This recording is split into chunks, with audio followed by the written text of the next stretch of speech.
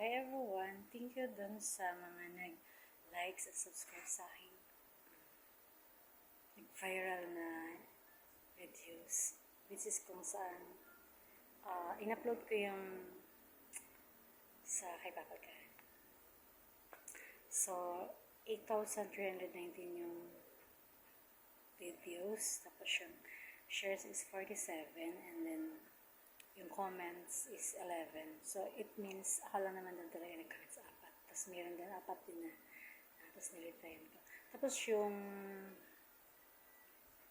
subscribers ko is 299. So, 1 point na lang para maging 300. O, diba? So, parang, oh my God! First time ka nagkaroon ng ganito. Tapos overwhelmed talaga ako sa sarili. Salamat talaga sa inyo, mga supporters. Wow. Hindi man tayo sikat or baga, I'm not famous in the people, but I am famous in the mostly highly above. So, ganun yun. Tapos, kahit ganun ang mga contents ko, hindi kagaya ng iba. Pero, very sacred and holy yun dahil ang center ko din is si Papa God. So, it is Jesus Christ and Papa God and the Mama Mary. So, sila lagi yung sinasenter ko dahil gusto ko tularan ng buong mundo na hindi tayo toxic sa ibang tao. Na pinapakita ko to na good example tayo, lalo na si Heavenly Father. O diba? So, siya yung nag-create ng mundo. Wala tayo kung wala siya. So, kailangan sila ang ating i-adore or sasambahin. And then, wala po akong hinangan na iba, kundi ma-show ko lang yung talent ko, may pakita ko sa buong mundo na this is it, nakakaiba yung talent ko. Dahil sila talaga yung mga tunay kong hinahangaan. Ideal woman ko is si Mama Mary because she is perfect. Nurturing, Mother Earth, thundering, loving, and caring. So, nasaan na lang.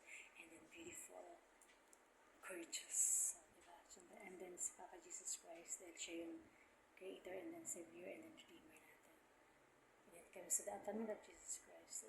So, siya yung sinent ni Heavenly Father na maging example dito sa ibabaw ng mundo at maging siya yung tumubos ng mga kasalanan na ginawa natin. So, di ba? Ang ganda. So, pag sinabing Jesus Christ, syempre, ang impact na sa atin sobrang. It's parang, wow. So, ganun. Kumbaga, nasa tamang indirect track tayo. Wala tayo sa indirect track. So, yun ang maganda sa akin na gusto ko payotic sa inyo na all over the world na pag nag-justify tayo ng to is very fair. Dahil lahat tayo anak ng Diyos, daughters and sons. Kumbaga, lahat tayo ay pantay-pantay. So, ganun ako. So, sa lang may criticism sa tao.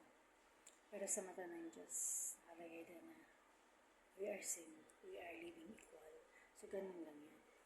Tapos, tinuturo talaga si church namin, LDS, yung we are trying to be perfect like Jesus Christ. So, since I am a human, kumbaga, pinipilit ko yung may ganun. Pero, syempre, sumasabli pa rin tayo dahil, kunyari, nagkakasal din. Pero, hindi yung mga lasting, no? It's not. So, yung maganda, kunyari, syempre, di mo rin maiwasan na hindi ka magalit. Dahil, syempre, diba? So, ito lang tayo. Pero, alam mo kung saan ka luluwar sa pagkatao. So, yan lang. So, yan lang po, mga ang tawag dito, viewers and subscribers. So, thank you all sa lahat na nag-subscribe sa akin. At patuloy na sinusuportahan niyo ang aking videos na kahit hindi man tayo famous at hindi man tayo celebrity, pero nililike niyo pa rin yung views ko, yung videos ko, and then natutuwa ka na sa part na yun. Dahil wow, this is it. Kahit paano mayroon na rin akong legacy na may forman ako pag halimbawa, nawala tayo sa mundo. Di ba mayroon tayo souvenirs? So, which is good. Dahil pag maganda yung pinapakita natin sa videos, ibig sabihin, maganda rin yung babalik sa'yo. Di ba, sabi nga din sa Biblia, kapag nagplant ka ng seeds ng maganda, so, ang balik sa'yo, aani ka rin ng maganda. So, this is it. thank you all. I love you. All over the world. In the name of Christ, Jesus Christ. Amen. I love you all.